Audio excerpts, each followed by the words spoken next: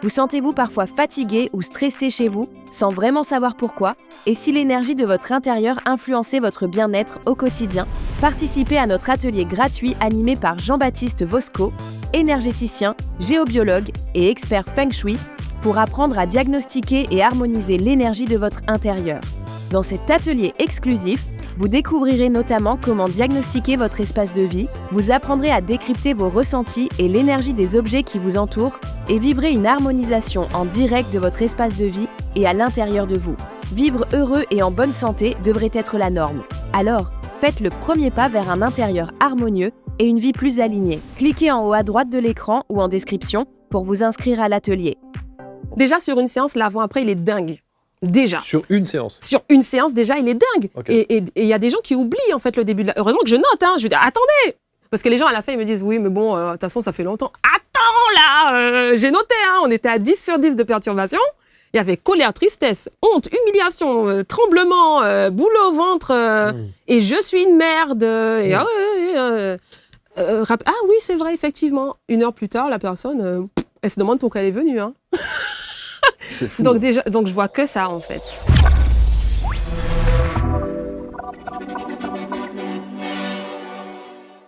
Chers amis, bienvenue, merci d'être avec nous. Voici une belle rencontre avec un sujet qui ne peut pas vous laisser insensible. Je sais que cette émission va être très commentée, avec bienveillance comme toujours, et vous allez peut-être vous y retrouver, ou quelqu'un de votre entourage aura été au cœur de cette situation quand on parle notamment de trauma, et peut-être cette phrase qu'on vous a très régulièrement balancée à la figure, parce que c'est le mot, la phrase qui est « il faudra apprendre à vivre avec ». Je crois qu'il n'y a rien de pire, et aujourd'hui, avec le recul, on se rend compte à quel point cette phrase peut avoir des conséquences. On va parler de tout ça, on va parler de neuropsychologie, bien sûr, avec Eva Lomba-Le Bihan. Bonjour Eva. Bonjour.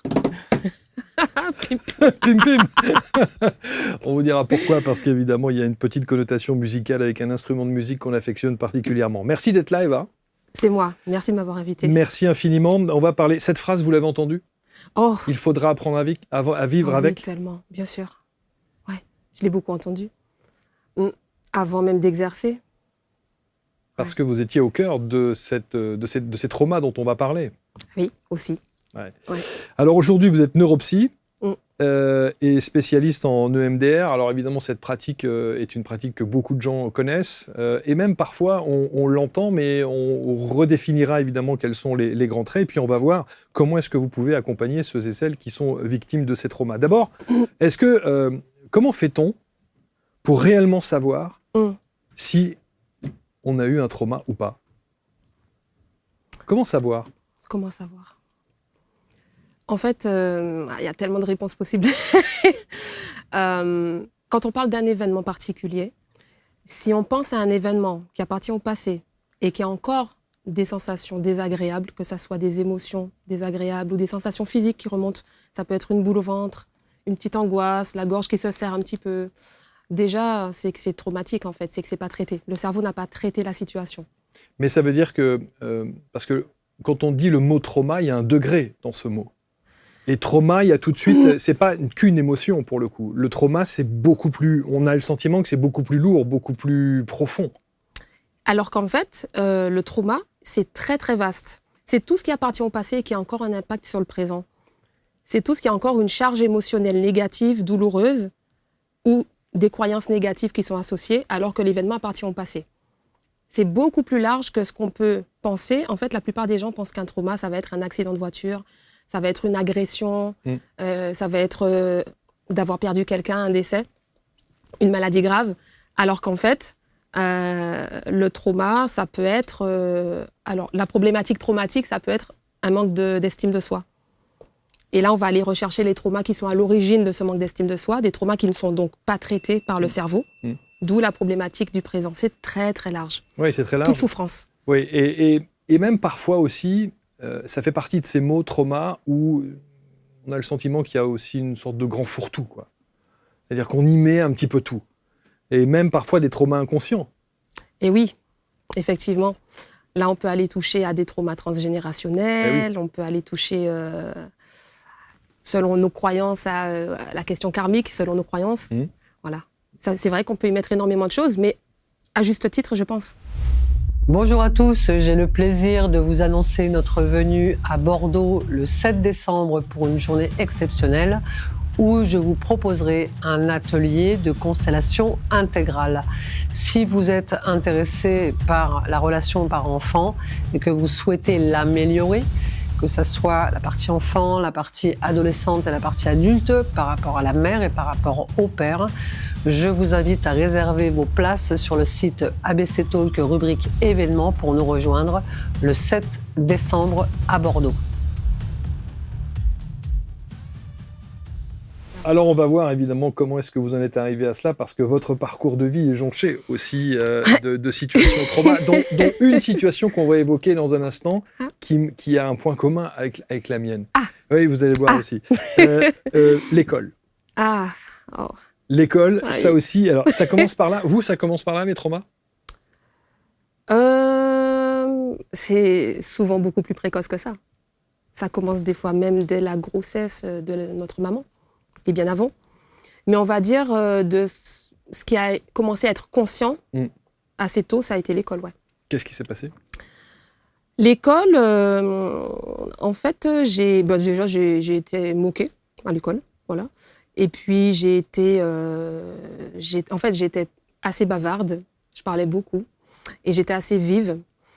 Et du coup, ça m'était pas mal reproché. Donc il y a eu quelques petites violences physiques. Voilà, qui paraîtrait complètement folle aujourd'hui. Hein.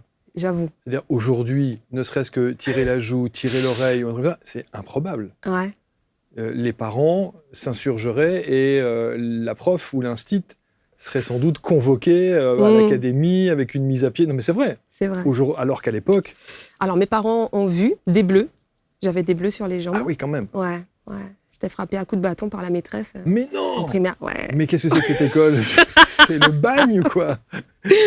Ouais, ça s'est passé. Et on me mettait on m'a mis, je me rappelle, j'ai un souvenir, du papier froissé dans la bouche pour arrêter de parler. Donc un petit peu, la honte en fait. Peine de honte, quoi. Ah ouais. Donc debout devant la classe avec du papier froissé dans la bouche. Ah ouais. Pour que j'apprenne à me taire. Voilà. Quand je dis que c'est improbable, ça, évidemment. Donc, Et alors, sur le coup, effectivement, vos parents prennent conscience à quel point ça peut être traumatique ? Oui, sans avoir vraiment de notion très claire de ce que c'est que le trauma et des conséquences par la suite. Mais en tout cas, oui, c'était pas possible pour mes parents, bien sûr. Ils sont allés voir la maîtresse et ils ont mis un terme à tout ça. À ces maltraitances, ouais. Donc, mais aujourd'hui, vous vous en souvenez très très bien, au point Je me souviens, ouais. Au point que vous dites, dès l'âge de 12-13 ans, vous voulez déjà aider. Ah oui, parce que je m'intéressais, alors pas forcément par rapport à ces traumas-là, j'en avais pas conscience en fait à ce moment-là, mais parce que j'avais envie de comprendre l'humain. J'étais passionnée par l'humain en fait. Les différences d'une personne à l'autre, de pensée, de fonctionnement, ça me passionnait, ça me fascinait. Et à 16 ans, vous arrêtez l'école pourtant ? Et j'arrête l'école, ouais. Parce que ça va pas ? Eh bien parce qu'en fait, alors je n'ai jamais eu de souci d'apprentissage et on va dire de compétences. Mais je remettais en question le système scolaire, les apprentissages. Pourquoi apprendre par cœur, réciter une leçon, avoir une bonne note et puis voilà, satisfaire l'enseignant. Et je me posais plein de questions existentielles et je me sentais pas à l'aise avec en plus aussi mes pairs, PAIRS, voilà, les gens de mon âge. Je me sentais pas en accord, j'avais pas les mêmes pensées, les mêmes intérêts, centres d'intérêt, etc. Donc j'étais pas à l'aise. Ce qui doit être assez déstabilisant pour vos parents, pour le coup, à l'époque. Oh, ouais, ça a été très, très, très dur. Et on peut imaginer, il y a beaucoup de parents qui doivent aujourd'hui et qui vous écoutent se retrouver dans une situation comme ça. Que faire ? Vous, la neuropsy aujourd'hui, comment des parents doivent réagir quand ils se retrouvent face à des enfants, comme vous l'avez été, alors qui ne font pas le rapprochement, ne serait-ce qu'avec le trauma et l'attitude de la prof qui était quand même assez humiliante, pour le coup, mais qui se retrouvent avec un enfant qui est profondément déstabilisé ? Alors, je dirais que ce mal-être que j'avais à l'école, et peut-être que vous parliez de votre histoire, si ça se trouve, il y aura des échos. Mais je vais vous l'ai raconter. Su, voilà. En fait, moi, j'ai su à l'âge de 34 ans, j'ai eu une identification de haut potentiel. Et donc, je pense que c'était plus dû à ça. C'est-à-dire que j'étais mal à l'aise dans le système scolaire parce que je pensais autrement et que je fonctionnais autrement. Et donc, voilà, je l'aurais su beaucoup plus tôt et j'aurais été accompagnée beaucoup plus tôt sur cette question-là. Il y aurait eu moyen que je me sente très à l'aise à l'école. D'ailleurs, ensuite, on ne m'arrêtait plus. C'est-à-dire que quand j'ai repris à l'âge à la vingtaine, 23, 24 ans. Et bien, voilà, j'ai fait 7 ans d'études, des formations, et je pourrais... voilà, si je pouvais, je reprendrais encore l'école, quoi. Enfin, C'est pour ça que vous avez ce bac plus 7, ouais. comme on dit. Et alors, juste pour la petite anecdote, effectivement, cette humiliation à l'école, moi, je l'ai connue aussi à un moment donné de ma vie, et je vais vous expliquer en 2 secondes. Quand j'étais en primaire, j'avais une petite chérie qui se prénommait Claire. Petite blondinette toute bouclée, et elle était assise juste derrière moi à l'école. Et un jour, on fait une dictée. Et quand on fait la dictée, j'étais pas très bon en orthographe, et mon cahier est criblé de fautes d'orthographe avec des trucs soulignés en rouge de l'instit.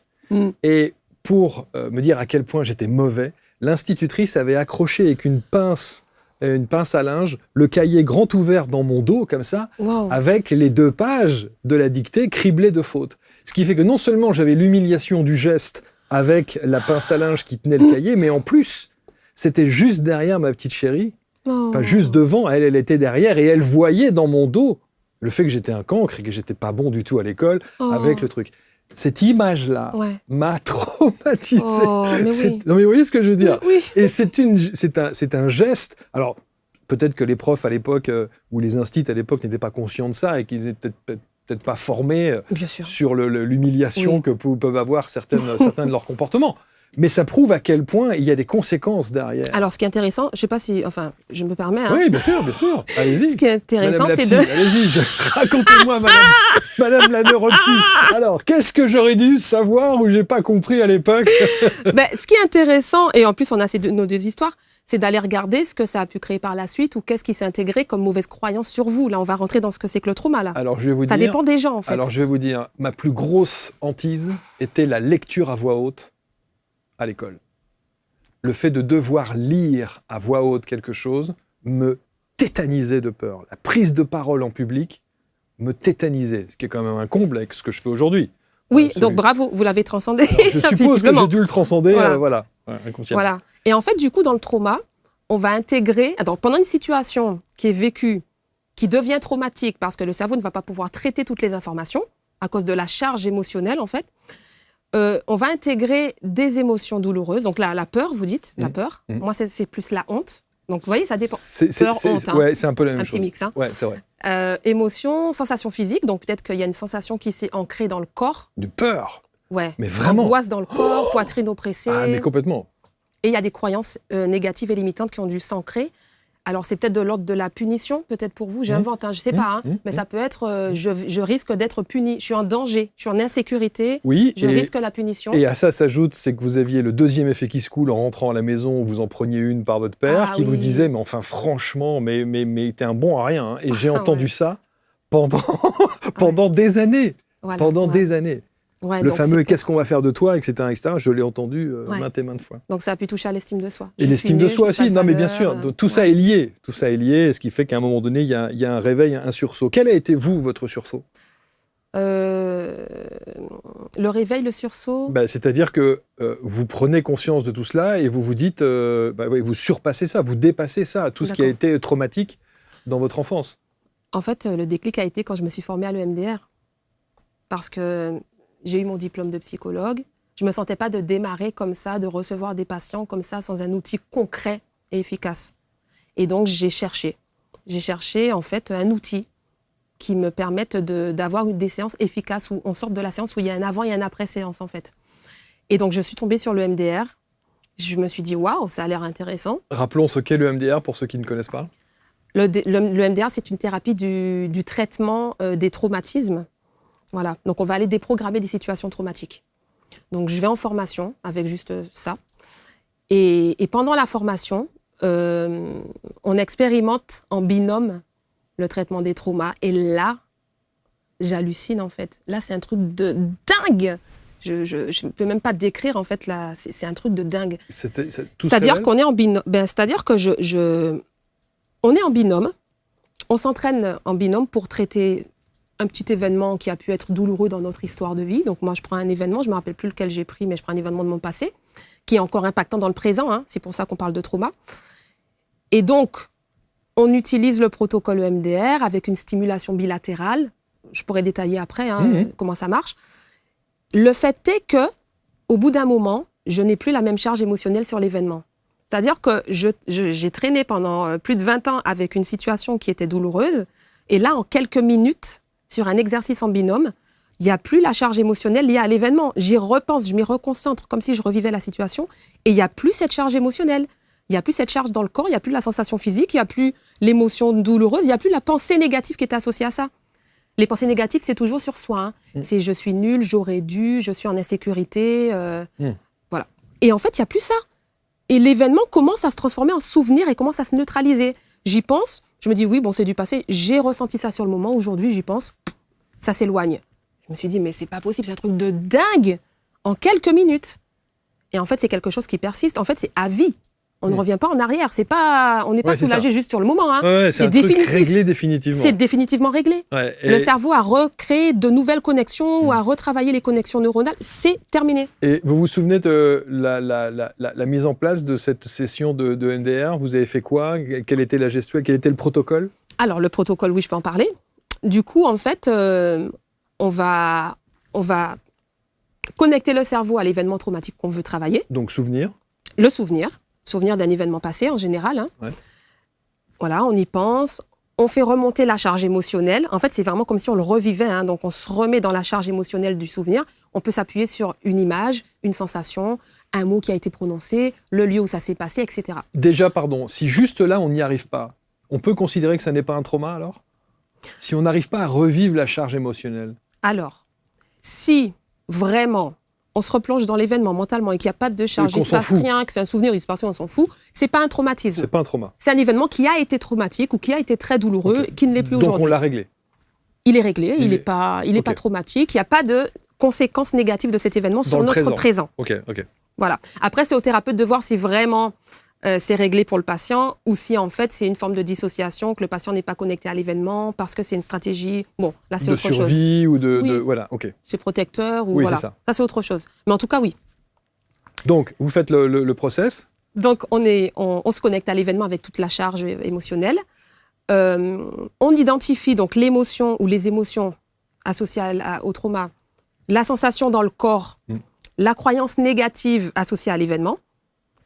Une fois qu'on a identifié tout ça, on commence à effectuer une stimulation bilatérale, c'est-à-dire de chaque côté, en alterné. Donc ça peut être par le mouvement des yeux, c'est ce qui est recommandé aujourd'hui comme le plus efficace. Donc ça va être de bouger les yeux d'un côté et de l'autre en fait. Donc le praticien en général, il fait ce mouvement avec sa main et le patient, il suit des yeux. Mais en fait, ça peut être aussi en tapping, donc en faisant des tapotements sur les genoux. Donc moi, je fais sur les genoux du patient. Ça peut être sur les épaules. Ça peut être avec un casque et un bip qui sonnent de chaque côté. En fait, c'est de la stimulation bilatérale. Dans certaines cultures, on va même danser et taper des pieds d'un côté et de l'autre pour être en stimulation bilatérale. Voilà. Et donc, en fait, cette stimulation bilatérale, elle a un effet neurophysiologique concret, validé scientifiquement, prouvé avec des scanners cérébraux avant, après séance. On est sur quelque chose de concret. Et donc, elle va permettre à l'amygdale, qui est un noyau au centre du cerveau, de s'apaiser. Parce que l'amygdale, en fait, quand on est connecté au trauma, elle va lancer les hormones du stress, cortisol, adrénaline, signal d'alarme de l'organisme. Donc là, on dit à l'amygdale de se poser, voilà, qu'on n'y est plus, c'est du passé. Ensuite, elle permet de créer en fait des connexions entre différentes sphères cérébrales qui, pendant le trauma, ne pouvaient plus se connecter ensemble. Voilà. Donc il y a tout un système de traitement de l'information qui est relancé. C'est un traitement de l'information naturelle qu'on a tous en nous, en fait. On relance le système tout simplement. Et on a des connexions qui vont se faire comme ça pendant la séance. On va penser à un événement, à un autre, à une situation parfois qui, en apparence, n'a rien à voir avec le sujet de départ. Et à un moment donné, en fait, la charge émotionnelle va diminuer, la perception va changer et le trauma va se dissiper. Pendant que vous faites les tapotis, etc., ou la vision bilatérale, la stimulation bilatérale, est-ce que vous dites quelque chose? Est-ce que vous répétez quelque chose? Est-ce qu'il y a... Non, Moi, en tant que thérapeute? Ouais. Ou celui qui reçoit l'accompagnement? Est-ce qu'il doit dire quelque chose ou c'est juste du ressenti? En fait, c'est ce qu'on appelle les associations libres, un peu comme en psychanalyse. C'est-à-dire qu'il est connecté à l'événement et là, il laisse aller ses pensées comme elles viennent, sans chercher à donner du sens. Au contraire, on ne veut pas être dans le mental. Donc le mieux, c'est de ne pas parler et de laisser que les pensées, elles arrivent comme ça, comme elles viennent. En fait. Et vous sentez, à ce moment-là, que cette charge émotionnelle que vous aviez par rapport à l'événement dont vous avez fait écho dans votre mémoire, s'estompe On le ressent. tout de suite. Alors, ça peut s'amplifier. Non, ça peut s'amplifier d'abord. Ça peut s'amplifier pendant la séance. On va être encore. Alors, les émotions peuvent aussi bouger. C'est-à-dire qu'on part peut-être de la honte. Après, ça se transforme en tristesse. Après, d'un coup, ça va être de la colère, puisqu'on n'est pas OK avec ce qui s'est passé. Après, ça s'apaise, je sais pas, on revient à une légère tristesse pour la personne qu'on a été. C'est un exemple, hein. Alors qu'on était dedans, là, déjà, on commence à prendre de la distance. On est triste pour la personne qu'on a été et qui a vécu ça. Et puis ensuite, à un moment donné, ça s'estompe et puis on est sur un souvenir en fait, neutre, quoi. Et vous Voilà. arrivez, donc, pendant cette séance-là, à avoir, à la fin de la séance, ce détachement Total. de neutralité Alors, ça prend 1 à 3 séances, hein, mais en Ouais, tout ouais. cas, voilà. dans la globalité. En Oui. tout cas, in fine, on y arrive, quoi. Oui, vraiment. Plus rien dans le corps, détente totale. Et parfois même, on a carrément une vision positive de ce qui s'est passé en se disant j'ai de la ressource, j'ai de la force. Parfois, la situation se modifie un petit peu. Ça dépend des gens.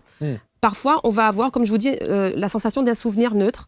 Parfois, on va avoir la situation qui s'est modifiée, qui s'est transformée. On imagine que peut-être quelqu'un est intervenu finalement et est arrivé et a enlevé le cahier dans le dos là, et a dit non mais oh, on arrête ça, quoi, c'est pas OK en fait. Et la maîtresse, un peu honteuse, et puis qui, vous voyez, voilà, on imagine en fait une autre situation.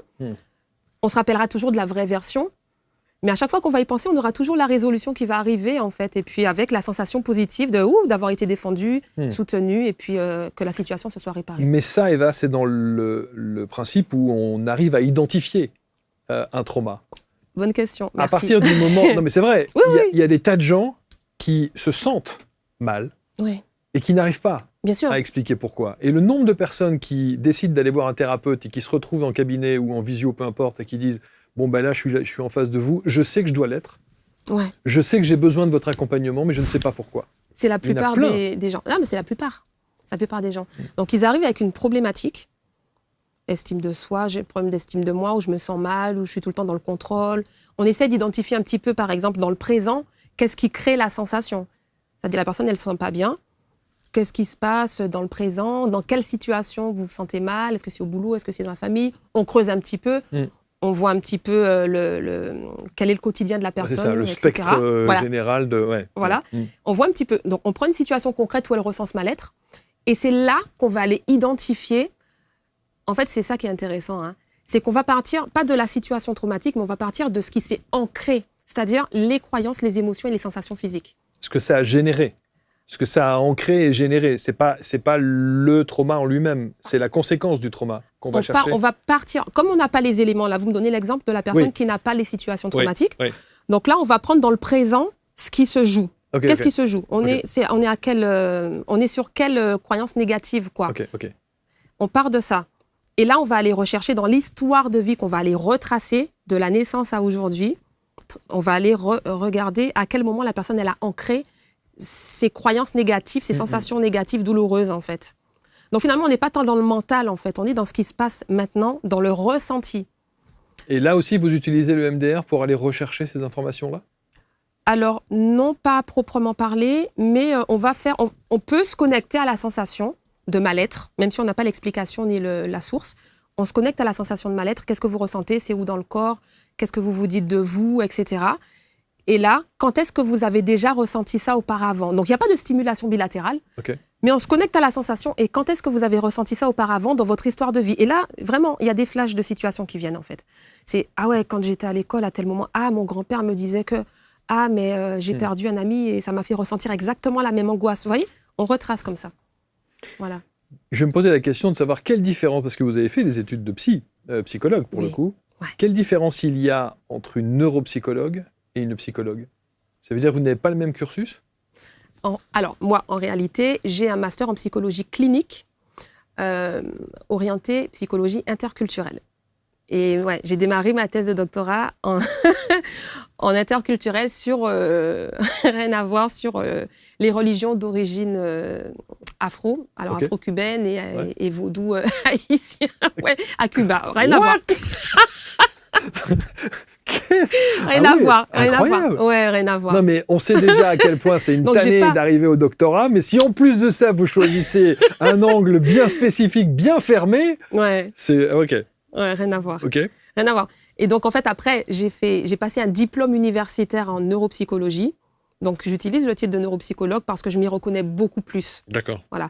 La différence. Alors, il y a plein. En fait, il y a une palette si incroyable. vous mettez psychologue vaudou, ça va pas. Ça va pas le faire. C'est autre chose. Ça va pas marcher. Et en fait, il y a une palette. Hein. Oui, bien Psychologie sûr. du développement, psychologie cognitive, clinique, interculture. Il y a beaucoup d'orientation et de façon de travailler et d'outils utilisés, etc.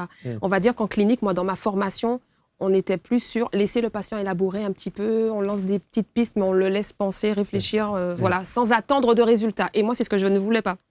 Donc, c'est pour ça que j'ai cherché un outil concret où il y ait du résultat. Je voulais vraiment du résultat. Parce que je trouve qu'il n'y a rien de pire que d'arriver chez un psy, quel qu'il soit, hein, et d'avoir en face quelqu'un qui fait Oui, c'est ça, C'est ce que terrible, je voulais éviter. Mais oui. C'est terrible. Ouais, oui. C'est une pratique, hein. Beaucoup le font, certains le font, mais moi, ça ne me correspond pas du tout, en tout cas. Et j'ai plutôt... Et puis les neurosciences aujourd'hui, on a des infos, sûr, on bien sait, sûr, il y a des on tas de sait choses. maintenant un peu plus Bien comment sûr. fonctionne le cerveau. Bien sûr, bien Donc sûr. là, on est sur des méthodes validées, voilà, recommandées, c'est concret, c'est efficace. Qu'est-ce qui se passe entre le moment où vous avez effectivement ces 7 ans de formation avec ces diplômes et le moment où vous arrêtez l'école? C'est-à-dire, il y a une période d'errance. Ah oui. Alors, rien à voir non plus. Je voulais être comédienne, donc j'ai fait du théâtre. Ouais, rien à voir. J'ai fait 5 ans de théâtre. Et là, j'ai rencontré la musique, donc j'ai fait de la percussion de chez moi. J'étais en Guadeloupe, voilà, donc là-bas, chez nous, c'est le gros cas, c'est de la percussion. Donc voilà, théâtre, percussion, voilà, j'étais là-dedans. Je voulais faire une école d'art, musique, batterie. J'ai commencé à connaître un peu la batterie. C'est pour ça que tout à l'heure, vous avez padam-pam. Voilà. Mais et c'est donc, vrai, je partais mais- sur, ouais, sur cette carrière-là. sur cette carrière-là. Et alors, qu'est-ce qui vous fait bifurquer? Quel est le déclencheur? Alors, le déclencheur, c'est que mon prof de batterie en Guadeloupe m'a conseillé de partir à Toulouse faire l'école Agostini, grande école de batterie. J'ai fait 2 ans. Et en parallèle, en fait, j'ai passé l'équivalent du bac, parce que du coup, j'ai arrêté l'école à 16 ans, je n'avais pas mon bac. Et bien sûr. Donc, je passe l'équivalent du bac et en fait, après, je réalise que j'ai les portes ouvertes à l'université, en fait, et que je peux faire tout ce que je veux. Et je me dis, waouh, j'avais pas prévu ça, mais c'est intéressant. Voilà. Et je me suis rappelé, tiens, je voulais être psychologue, là, il y a quelques années. Donc, je vais faire ça. Ouais. Et donc, j'ai repris mes études. Et stratégiquement, en fait, je me suis dit, soit je continue sur la musique, et là, je sais que je pars sur une carrière de musicienne, soit... Mais par contre, après, pour revenir sur les bancs de l'école, ça va être compliqué, je pense. Soit je pars sur les études et après, j'essaierai de revenir à la musique. Je me donne jusqu'à 40 ans. Il y a beaucoup de batteurs femmes. Hein. Ah oui. Il y en a plein. Hein. Prince avait... Les musiciens de Prince étaient des femmes la plupart du temps.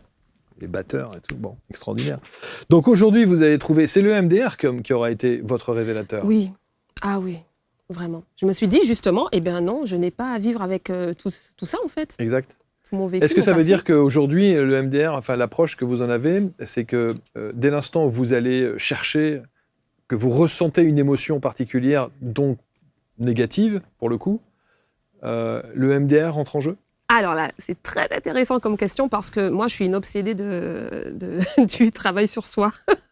Donc, je traite mes traumas tout le temps, tous les jours, pas plus tard qu'hier soir. Qu'est-ce que vous avez J'ai fait traité hier un soir? événement hier soir. C'est vrai? Ouais. Racontez-nous, qu'est-ce qui s'est passé? Ah, Si c'est je vais possible. vous Hein. raconter. Ouais. On peut tous dire ici, vous savez. Allez. Allez-y.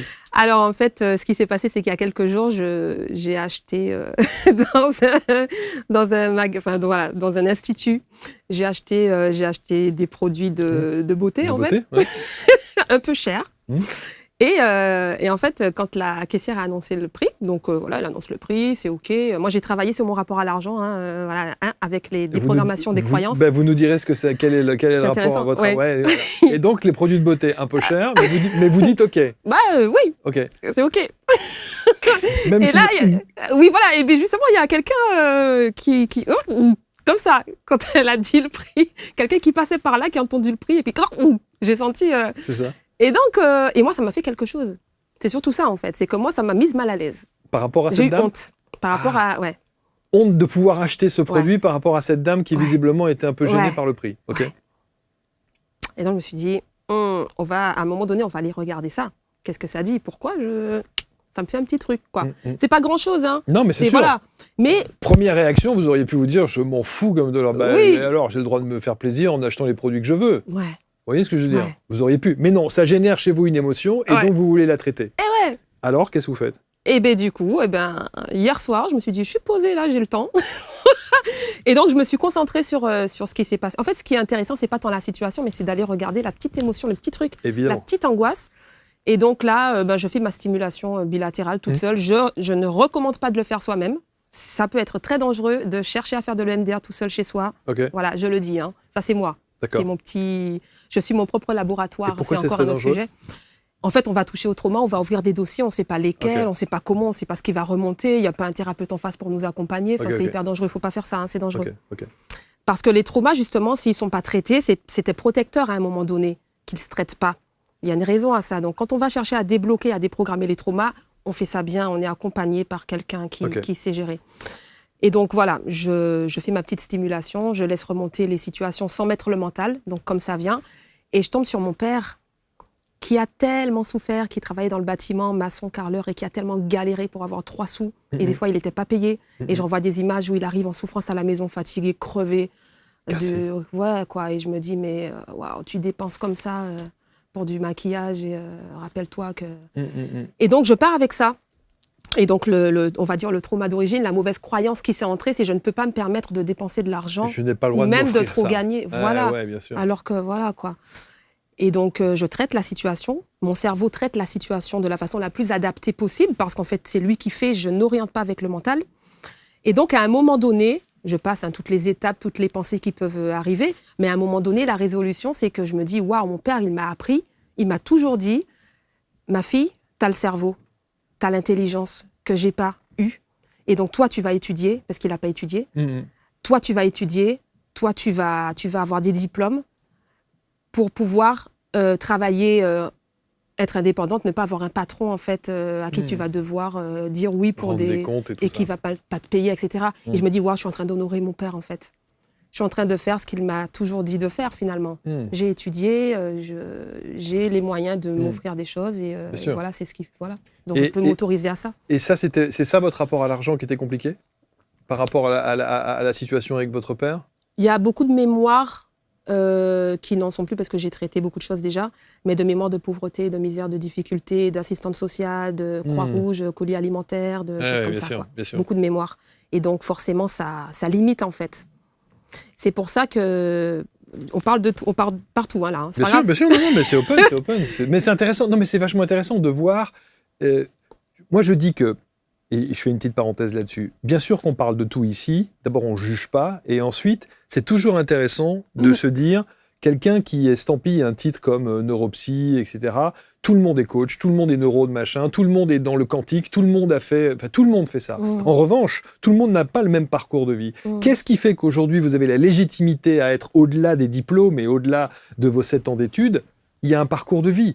Et c'est ce parcours de vie-là qui est intéressant. Ouais. C'est pour ça que c'est toujours intéressant de parler. Ouais. Et puis du coup le MDR, je l'envisage dans une démarche beaucoup plus large, à traiter des choses beaucoup plus larges que les traumas, les souffrances, enfin, vous voyez, ce genre de programmation limitante. Bien sûr. Et donc, oui, beaucoup de mémoires de pauvreté, de misère, de difficulté, etc. Et voilà, ce que je voulais dire, c'est qu'en fait, quand on cherche à, par exemple, activer la loi de l'attraction pour attirer à soi l'abondance, ça ne marche pas si on n'a pas traité les croyances limitantes. Ça ne marche pas de dire j'appelle l'abondance, je crée un cadre de visualisation, etc. etc. Le vision c'est board, super etc. Voilà, exactement. C'est bien, mais en parallèle, il faut traiter les freins.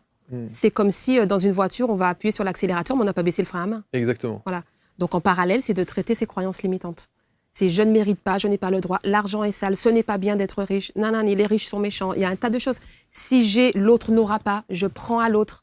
Je gaspille, enfin, il y a plein de croyances limitantes autour de l'argent. Mais ces croyances limitantes, avant de les traiter, il faut accepter d'en être conscient. Ouais, il faut déjà, c'est un gros travail. Hein, c'est déjà un gros travail que d'aller rechercher ça en se disant, parce que il y a plein de gens qui vont vous dire, non, mais ok, c'est pas pour moi, j'ai pas ce genre de problème. Or, si. Inconsciemment, si. Ouais. Bien sûr. Donc il faut quand même, dans la mesure du possible, il faut aller rechercher ça. Dans la démarche, quand même. Et bien sûr, il faut être dans la démarche. Avoir une certaine conscience des choses. On peut être pris dans des croyances limitantes, mais en avoir conscience. Et pourtant, on est pris dedans, hein. On est coincé dedans. Hein. Ouais. Vous savez à qui vous me faites penser? Je vais vous dire à qui vous me faites penser. Depuis tout à l'heure, je me dis, elle ressemble à une actrice dans un film, machin. Vous ressemblez à la danseuse de Flashdance. Ah, je connais. Ah, vous voyez pas Flashdance? Oui, je crois, oui. J'ai quelques images qui arrivent dans ma tête, là. Vous connaissez Flashdance, évidemment, qui travaille dans une usine, voilà, elle tombe amoureuse, enfin, le patron tombe amoureuse, machin, etc. Bon, ouais, voilà. Vous ressemblez à la danseuse de Flashdance. N'importe quoi. Bon. En tout cas, oui, effectivement, on peut se rendre compte. Mais alors, ce qui est assez étonnant, c'est que pendant ces 7 années d'études et cette approche avec les neurosciences que vous avez pu avoir, c'est étonnant qu'il n'y ait que l'outil de MDR. Alors, j'ai découvert le MDR après mes 7 années d'études, hein, bien après. Oui. D'accord. Oui. Je connaissais pas du tout avant. D'ailleurs, en licence, j'ai une collègue de fac qui me dit hey, regarde, il y a un article sur un truc, là, EMDR. Je suis là. C'est quoi cette connerie là? Tu bouges les yeux, tu traites les traumas, c'est quoi ce truc? C'est vrai qu'on peut avoir ce genre de réaction en disant de quoi on parle. Ouais, oui, bien sûr. C'est passé à la trappe complètement. Et donc, j'ai connecté à l'EMDR il y a 10 ans. 8-10 ans. Juste avant d'exercer, moi, en tant que psy, quoi. Est-ce que vous avez un exemple de quelqu'un que vous avez accompagné et avec, moi j'appelle ça l'effet avant-après? Oh là là, il n'y a que ça. Des beaux résultats avec des transformations, avec des gens qui ont, justement, par le biais de votre approche, votre accompagnement, via le MDR. C'est pas facile, j'appréhendais cette question. C'est vrai? Oui. Vous aviez déjà anticipé? Il y a trop de cas. Non, mais parce que... mais je n'ai pas préparé pour autant. Je l'appréhendais, mais je n'ai pas préparé. Parce qu'en fait, je vois que ça tout le temps. Quoi. Évidemment. Déjà, sur une séance, l'avant-après, il est dingue. Déjà. Sur une séance? Sur une séance, déjà, il est dingue. Okay. Et il y a des gens qui oublient, en fait, le début de la... Heureusement que je note, hein. Je dis, attendez! Parce que les gens, à la fin, ils me disent, oui, mais bon, de toute façon, ça fait longtemps. Attends, là, j'ai noté, hein. On était à 10 sur 10 de perturbation. Il y avait colère, tristesse, honte, humiliation, tremblement, boule au ventre, et je suis une merde. Et ah oui, c'est vrai, effectivement. 1 heure plus tard, la personne, elle se demande pourquoi elle est venue. Hein. C'est fou. Donc je vois que ça, en fait. Alors, oui, on travaille une problématique. Par exemple, l'insécurité. Je suis insécure. Je suis en insécurité. Donc, des gens qui vont avoir peur en permanence, peut-être dans le lien à l'autre. J'invente, hein, je dis ça comme ça, mais de perdre le lien à l'autre dans la relation affective. Au boulot, de ne pas y arriver, de ne pas être à la hauteur. Voilà, cette forme d'insécurité, par exemple. Donc, on traite cette problématique en traitant plusieurs traumas sur la ligne du réseau de mémoire de l'insécurité. Il faut voir ça comme une ligne, en fait, avec plusieurs événements. Donc, la ligne de l'insécurité, il peut y avoir la ligne du contrôle, il peut y avoir la ligne de l'estime de soi, voilà. Donc, nous, en EMDR, on essaye quand même d'être sur une même ligne pour résoudre une problématique complète. Et bien là, c'est un truc de fou, puisque la personne arrive, c'est quelqu'un d'insécure, et ça se manifeste dans presque tous les domaines de sa vie. On traite les traumas à l'origine de ça. Il n'y a plus d'insécurité. La personne, je suis quelqu'un de sécure, tout va bien partout, je me sens bien, je n'ai pas peur de perdre l'autre. Enfin, c'est quelqu'un d'autre. Et quand il là, on va toucher à quelque chose d'intéressant. Quand il y a un trauma transgénérationnel, alors, comment fait-on pour aller le débusquer et le régler? C'est hyper intéressant comme question. Alors en fait, toutes mes questions sont hyper intéressantes. Je vois ça. Il faudrait vraiment que vous vous habituiez je vois ça. Que je ne pose que des questions intéressantes. Mon Dieu que non. Mon Dieu que non.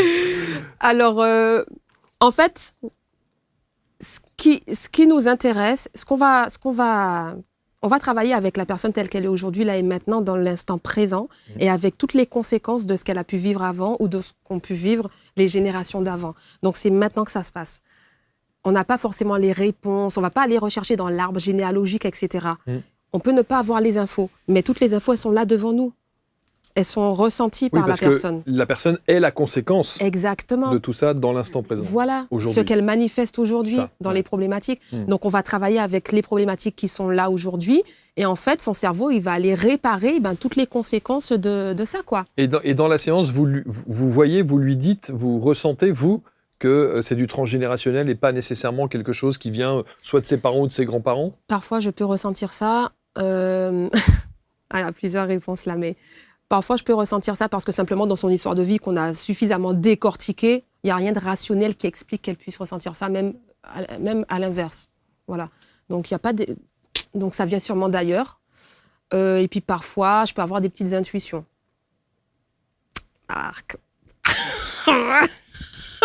C'est ce que j'appelle l'intuition plus. Ouais. que certains n'osent pas s'avouer ou ont plutôt du mal. C'est-à-dire que l'intuition plus avec un bac plus 7 de neuropsy, c'est pas toujours très très compatible. Et on se dit toujours, non, je vais pas aller sur ce terrain-là. Mais bien sûr que oui, ça veut dire que vous ressentez les choses, évidemment. Alors ça peut être de la déduction, de l'intuition, si ça se trouve, oui. Et il y a un certain professionnalisme qui fait que maintenant vous avez des automatismes et que vous savez dénicher, ressentir les choses. Mais il y a peut-être plus aussi, sans doute. Et bon, je garde toujours cette marge de prudence. Bien sûr. Non, mais c'est très bien. Et d'humilité, et vous avez raison. Il faut. Bien sûr. Il faut. Bien sûr. En fait, là où ça peut nous amener on peut aller vers quelque chose d'intéressant, c'est que, comme je disais, je suis mon propre laboratoire. Donc moi, ce qui m'intéresse, c'est d'essayer d'aller tout traiter, enfin au maximum. En tout cas, c'est mon petit truc à moi. Voilà. On peut juger, mais parce que voilà, jusqu'à quand ça va s'arrêter. Bon, c'est mon truc à moi, en fait, c'est mon histoire à moi. Et du coup, par exemple, quand des personnes viennent me voir, elles viennent travailler un domaine, l'estime de soi ou autre. Et moi, je me dis, mais qu'est-ce qui se passerait si on traitait tout, dans tous les domaines, si on allait nettoyer toutes les lignes là. Et c'est un petit peu ma démarche, avec ce que la vie me présente comme situation et ce qui peut me déclencher, comme j'ai donné l'exemple tout à l'heure, d'il y a 3 jours. Là. Des petites choses comme ça, je vais aller regarder, tiens, ça vient de travailler dans quel domaine et on déprogramme. Et en fait, j'ai fait l'hypothèse il y a un petit moment que plus on nettoie un peu toutes ces couches-là, et plus on accède à peut-être cette forme d'intuition et qu'on développerait peut-être des dons. C'est ça, des facultés supplémentaires. En tout cas, c'est l'image de l'oignon avec toutes ces couches qu'on enlève au fur et à mesure. C'est ce travail que vous faites depuis toutes ces années qui fait qu'à un moment donné, on arrive à l'essence même de cette intuition plus. Et c'est ce que je me dis. C'est ma petite hypothèse à moi. Et puis, en fait, je l'ai observé sur moi, du coup, et je l'ai observé sur une patiente. Alors, soit c'est parce qu'elle m'en a parlé, soit c'est parce qu'elle a déjà ce petit truc au départ. Elle avait déjà des rêves intuitifs, des choses. Et ça s'est développé beaucoup en travaillant avec elle en thérapie, quoi, et en déprogrammant les traumas. Comment vous expliqueriez alors cette intuition que vous avez ? C'est quoi ? C'est une idée qui vous arrive, des fois, j'ai des perception, images des images. Des fois, j'ai des images qui arrivent. Je propose, ça tombe juste, souvent. La personne, soit elle valide, en fait, parce que c'est quelque chose qu'elle sait, par exemple, ou qu'elle ressent, soit ça aide à débloquer le travail, en fait, pendant la séance. Eh oui, bien sûr. Ouais. Bien sûr. Et effectivement, quand vous avez cette perception-là et cette intuition-là, sans parler de plus, le fait de d'écrire ça et de donner cette information ou cette image à la personne qui vous consulte, c'est une belle avancée pour elle. En tout cas, ça lui permet sans doute de cheminer. Ouais. Ça crée des déclics. Des fois, ouais. Au niveau émotionnel, surtout quand on n'est pas dans le mental, qu'on est en pleine stimulation, dans un état un petit peu modifié de conscience déjà, et qu'il y a une information qui arrive, qui tombe juste, des fois, ça explose en fait au niveau émotionnel. La personne, d'un coup, elle se met à pleurer, ou il y a quelque chose qui se débloque et puis qui peut se résoudre beaucoup plus vite, en accéléré en fait. Ça accélère le travail. Le MDR est considéré comme une pratique d'état modifié de conscience ? Je crois que non, officiellement. Mais il y a quelque chose de ça quand même. Ouais. Et du coup, est-ce que vous vous limitez à l'EMDR ou vous auriez envie peut-être d'ajouter d'autres cordes à votre arc sur des pratiques Il y a des tas de choses qu'on peut faire en plus. Moi, je pense que je sors déjà un peu du cadre. Je me suis permise quelques libertés, je pense, depuis le temps. Enfin, on peut. On peut. Donc, je pense que je suis déjà dans peut-être un petit peu d'autres choses, malgré moi. Après, oui, l'hypnose, ça serait intéressant que je me forme à l'hypnose. Ouais. Il y a beaucoup de pratiques avec les états modifiés de conscience. Ouais. On peut y arriver avec beaucoup d'autres choses. Mais moi, je pense qu'on y est un petit peu, parce que, par exemple, quand je travaille sur le deuil, on imagine une situation où la personne va rencontrer l'autre. C'est impressionnant. Parce que du coup, la personne, quand elle est vraiment justement hors du mental, qu'on est en stimulation, qu'elle ferme les yeux et qu'elle visualise la personne, qu'elle rencontre la personne décédée, c'est assez impressionnant à voir, c'est qu'il y a des choses qui se passent, que la personne même, qui surprennent la personne même. Oui, il me dit ça, il me répond ça, il me donne telle information, posez-lui telle question, allez-y, tant qu'on est là, demandez-lui si... et tac, on a une réponse, c'est incroyable, quoi. Et c'est arrivé qu'il y a des informations pendant la séance qui se vérifient ensuite. Ensuite, bah oui, bien sûr. Même sur les mémoires prénatales que je travaille beaucoup, donc dans le ventre maternel, pendant la grossesse. In utero, donc. Exactement. Et des fois, il y a des informations, cordon autour du cou, tout ça, des trucs qui sont vérifiés ensuite et que la personne ne savait pas, en fait. Et on a fait quelques émissions, et notamment sur les traumas de naissance entre une personne qui accouche naturellement et une personne en césarienne. Et le bébé, qui est devenu ensuite adulte, quand on fait ce qu'on appelle des revécus de naissance, on se rend compte à quel point la naissance a été traumatisante pour le bébé. Ça veut dire que via votre pratique, on peut revenir à cet état-là ? Exact, tout à fait. On peut déprogrammer les émotions, les croyances, les sensations, toujours pareil, hein, les informations négatives, douloureuses associées à cet événement-là, si ce n'est pas traité. On peut les déprogrammer en EMDR. On est sur des images symboliques au départ, c'est pas des souvenirs conscients. Et on fait confiance au processus. Et même les personnes les plus cartésiennes, elles jouent le jeu en fait. Et elles disent, je sens telle chose, je vois, je suis là, il se passe ça. Je ressens à l'extérieur qu'il y a beaucoup de stress, beaucoup d'angoisse chez l'autre. J'ai pas envie de sortir du ventre, je sens que je suis mieux à l'intérieur. J'ai une sensation au cou, ça serre, c'est bizarre, je sens que je vais mourir. Il y a un tas de choses. J'ai l'impression qu'il y a une présence à côté de moi. Des fois, il y a le jumeau perdu. Voilà. Et comment vous savez comment vous savez que la personne, de ce qu'elle vous raconte, ce n'est pas le mental qui parle ? Je ne vais pas encore dire quelle question pertinente. C'est une bonne question, Marc. Vous savez, c'est une bonne question. Non, mais voilà. Oui. Eh bien, en fait, qu'elle c'est ne joue pas. Très bonne question parce que les gens, parfois, me le disent. Hein. Ouais, mais c'est peut-être mon mental. Eh oui. Attends, sors du mental, ressens. C'est OK. Même si c'est le mental, c'est OK. Pourquoi le mental, il vient nous dire ça là, maintenant ? Tout est OK. Tout ce qui se présente, c'est OK. Oui, même si c'est le mental. Oui, mais par définition, si c'est le mental, c'est le mental. Donc, c'est pas, l'information n'est pas vraie, n'est pas vécue. C'est pas grave si elle n'est pas vécue ou qu'elle n'est pas vraie. OK. Par exemple, des fois, la personne, elle a entendu parler d'une situation et elle s'en est fait un trauma. Et donc, c'est pas forcément du vécu, mais ça a été entendu, ressenti, réapproprié par la personne. Et ça a fait trauma. Donc, dans tous les cas, c'est OK. Des fois, quand la personne, elle met le mental parce qu'elle a peur de plonger vraiment au cœur de la souffrance, donc elle va mettre le mental, elle va passer par des stratégies pour éviter un peu le truc. C'est OK.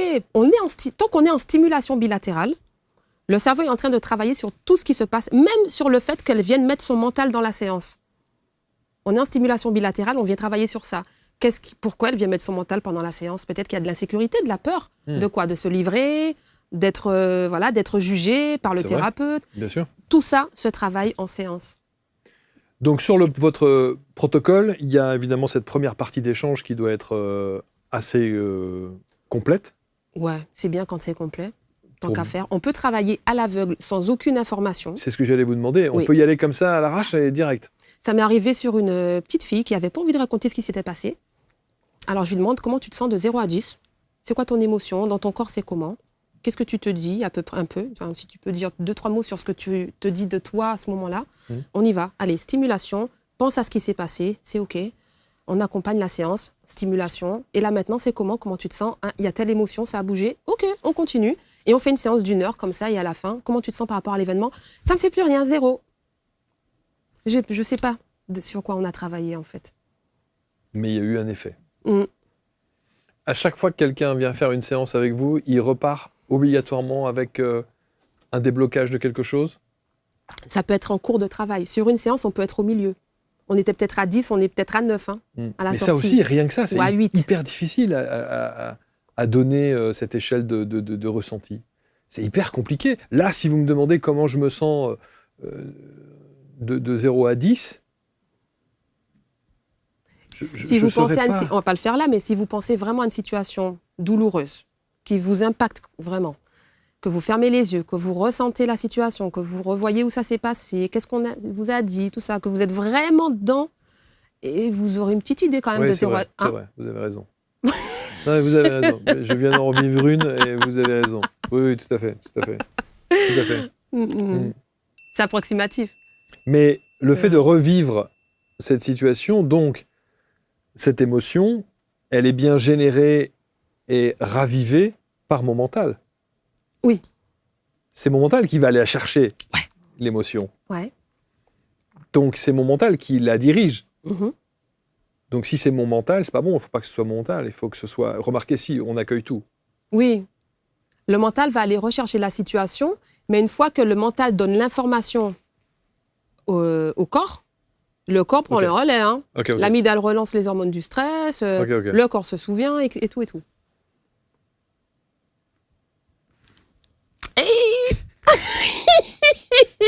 Non, mais c'est vrai que tout de suite, évidemment, on se replonge dans des trucs qui sont improbables. Non, mais c'est passionnant. Alors, il y a un livre, il y en a un second qui est en train d'être écrit là.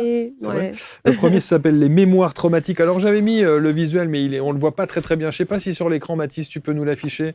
Voilà, si, on le voit quand même. Les mémoires traumatiques, c'est aux éditions Erol, qui raconte. En fait, sincèrement, vraiment, je donne tout ce que je peux donner de mes connaissances sur le trauma. Tout ce que vous avez appris pendant ces 10 ans. Vulgarisé, accessible, simple, voilà, à lire et à comprendre. On ne rentre pas dans de grandes théories neuro, on reste simple. Ouais. Ce que j'ai envie, c'est que les personnes comprennent comment ça marche. Et il y a beaucoup d'études de cas, donc les gens se reconnaissent en général dans les études de cas. C'est sorti l'année dernière chez Erol. Oui. Et donc cette année, pour 2026, aimer après le trauma.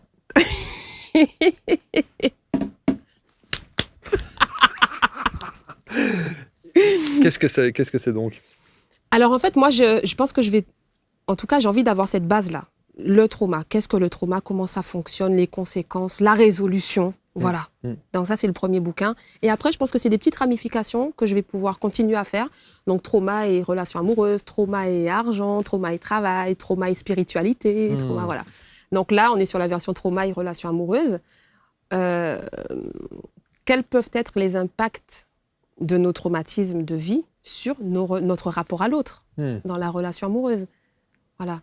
Dans les difficultés qu'on peut observer dans le couple, qu'est-ce qui se joue là? La plupart du temps, j'ai envie de dire que lorsque, dans des situations de couple ou des situations familiales compliquées, des schémas répétitifs dont on parle en permanence, etc., c'est sans doute la cause d'un trauma. Oui. Sans doute. Il ne faut pas avoir fait 10 ans de neuropsy pour... Non, mais on est d'accord. Alors, en même temps, la plupart des gens n'ont pas cette conscience-là. C'est-à-dire que les gens vont en général pointer l'autre, quoi. Il m'a fait ci, il m'a dit ça, il me rassure pas. Mais pourquoi tu as besoin que l'autre te rassure? Sur quoi? Pourquoi tu es en insécurité? Voilà, tu as peur d'être abandonné, rejeté. Et quand bien même on t'abandonnerait ou on te rejetterait, qu'est-ce qui se passe? Pourquoi ça te questionne? Est-ce que l'autre doit combler nos attentes, nos besoins, voilà. Est-ce qu'on est avec l'autre ou est-ce qu'on est en train de chercher à combler quelque chose? C'est ouf, ça peut partir loin. Hein. Très, très intéressant. On peut vous consulter à distance? Oui. Ça se fait, ça? Ouais, on peut faire les clapotis, là, à distance? Alors, les gens vont faire eux-mêmes leur tapotement. Ouais. En général, c'est sur les épaules. Les gens, ils sont à l'aise, je remarque, à tapoter sur les épaules comme ça, simplement. Ou alors, on peut faire de la stimulation oculaire, bilatérale oculaire. Ouais. Donc, en regardant 2 objets, en alterné. Voilà. Okay. Et on fait ça en visio. Ça marche très, très bien. Même pour ceux qui ont des... un dérèglement du nerf optique ou qui ont souvent des migraines ou qui ont... ça va faire en même temps la gymnastique des yeux. Hein. C'est vrai. D'une pierre deux coups. Non, quand on fait de la rééducation du nerf optique, c'est souvent dans ce sens-là. Ça marche pas. Ça marche. Non, okay. Non, il faut que ça soit bilatéral. Bilatéral. Ouais, c'est ça. Ok, très bien. Très très intéressant. On va vous mettre évidemment le lien autour de cette vidéo si vous voulez rentrer en contact avec Eva. Et c'est vrai que évidemment il y a un cursus classique dont tout le monde a entendu parler, qui consiste à être suivi en faisant une psychothérapie que ça peut durer, voire une analyse qui peut durer 10 ans, 15 ans, 20 ans. Et puis, il y a d'autres méthodes comme celle que vous préconisez, avec l'approche du MDR et le vécu que vous avez eu, et l'expertise et l'expérience que vous avez, qui en quelques secondes, voire en une séance, peut régler beaucoup de choses. Ouais. En fait, dans tout ce qui est un peu plus analytique, alors sans critique du tout, ça peut être complémentaire, ça peut avoir sauvé des vies, voilà. C'est sûr. Mais on reste dans le mental, c'est-à-dire que, en fait, le cortex préfrontal, voilà, à l'avant du cerveau, c'est là où il y a toutes les informations qui sont déjà digérées, traitées, voilà, connues, comprises, etc. Et donc, quand on est dans la parole, dans l'analyse, la réflexion, on va rester dans cette zone du cerveau. Mais le trauma, il y a justement ces cerveaux limbiques, cerveau émotionnel, les 2 parties ne sont pas reliées entre elles. Donc c'est pour ça que, et ça je pense que beaucoup de personnes le vivent, on a compris qu'on n'y était pour rien, que c'est pas de notre faute, qu'on n'avait pas, voilà, que c'est du passé, on l'a compris intellectuellement, on peut en parler. Mais en même temps, quand on pense à l'événement, on a encore les conséquences douloureuses de l'événement, c'est encore traumatique. voyez. Et donc, en fait, en EMDR, on va relier les deux zones du cerveau limbique, cerveau rationnel, pour que tout fonctionne ensemble. Donc, c'est vraiment une autre méthode. Ouais. magnifique. Le site internet, donc, evalomba-lebihan.com. Ouais. Voilà, on n'est jamais mieux servi par soi-même. Hein. C'est très bien d'avoir mis votre nom. Ting, ting. Voilà, très bien. Prenez soin de vous. Merci pour votre parcours. Merci pour, Merci en tout cas, vous avez, j'allais dire que vous avez dû effectivement aller chercher et déverrouiller bon nombre de petites émotions qui sont venues. Là, Ouais. vous avez rien à déverrouiller là. Là, tout de suite, maintenant. Ça va là. Ah ben, justement, hein, si. Si. Ah ben, c'est-à-dire que... c'est-à-dire que ma présence ici, on va dire que là, je suis sur du renforcement positif. Ok. Ma présence ici, c'est le fruit d'un long travail sur l'acceptation d'être mise en lumière. Parce que oui. le trauma, papier dans la bouche, faut pas parler, faut pas se montrer, vaut mieux pas être trop visible, il m'a suivi pendant plus de 30 ans quand même. Et donc là, c'est un peu l'aboutissement. Hein. Ma présence ici, c'est de dire j'accepte d'être mise en lumière. Bravo, magnifique. Voilà. Commentez avec bienveillance. Et puis, on va lire tout cela. Et je sais que vous allez prendre contact avec Eva parce que voilà, j'aime votre approche. Et surtout, vous avez une manière très pédagogue de vulgariser le propos. Et ça, c'est quand même vachement important parce que quand on parle de neurosciences ou de neuropsy, on peut vite être sur un nuage en lévitation à bouffer des graines. Vous voyez ce que je veux dire? Complètement. Bon. Merci infiniment. Merci à vous. Merci, bravo pour les produits de beauté, ça vous va bien. On se retrouve très vite pour une prochaine rencontre. Prenez soin de vous et à très bientôt. Salut.